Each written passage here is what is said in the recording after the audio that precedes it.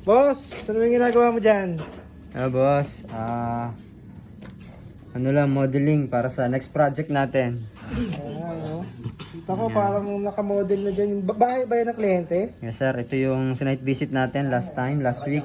Nakapag-DP na yung client and hinihintay na lang nating matapos yung paglalagyan ng panels. Talagang model yung bahay ng kliyente ha. Saka kung saan yung location talaga. Yes, so bali i-coordinate pa ulit natin to kay client. Papa-approve ba natin sa kanya? Para pagdating doon, ano na lang, no? Malinaw, klaro, bago magsimula. Pagdating doon, trabaho na, alam na ang gagawin. So, nakamodel talaga, oh. Solis, no? Boss, ba't napapansin namin? Nagde-day na kayo. Kasi Tumitiwalag na ba kayo? ano na tayo Versatile na ba?